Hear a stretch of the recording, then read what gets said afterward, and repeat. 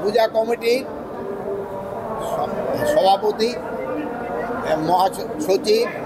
এবং পূজা কমিটির আয়োজক এবং সাংবাদিক ভাই বোনেরা এবং আমার সহকর্মীবৃন্দ, আজকে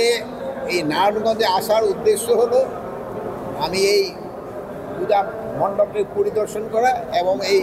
এটার ভিতরে আমাদের যে মন্ত্রণালয় থেকে যে প্রিপারেশন নিচ্ছে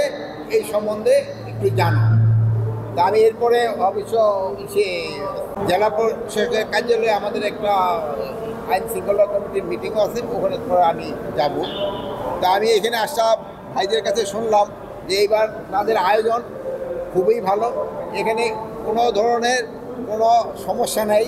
এবং ডিসি মহোদয় আমাদের বললেন টোটাল এই পূজা ইসের জন্য কত লাখ, টোটাল 32 লাখ টাকা দেওয়া হয়েছে নারায়ণগঞ্জে এবং প্রতিটা মণ্ডপে 500 কেজি করে চাল দেওয়া হয়েছে এবং এই পূজা যেন ভালোভাবে মানে উদযাপন করতে পারে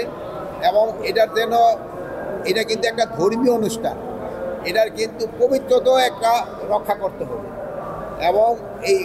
সব ধর্ম মিলে যেন এখানে একভাবে কাজ করতে পারে এই ব্যবস্থা করা হয়েছে। এখানে কোনো ধরনের এই নিরাপত্তার ঝুঁকি আমার থেকে তো এরা বলতে পারবে, এরা তো বললো কোনো নিরাপত্তার ঝুঁকি নাই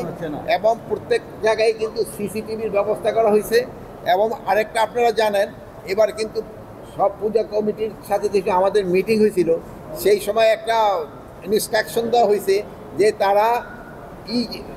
মণ্ডপ তৈরি করার শুরু থেকেই তারা 24 ঘন্টার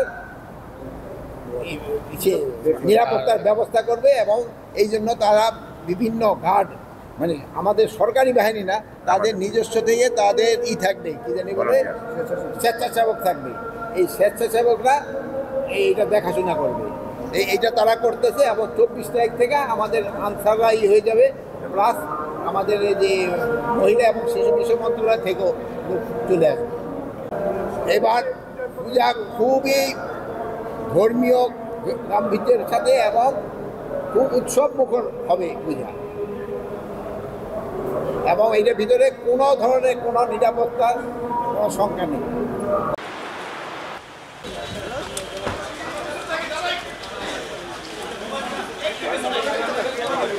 উল্টো হয়ে গেলাম।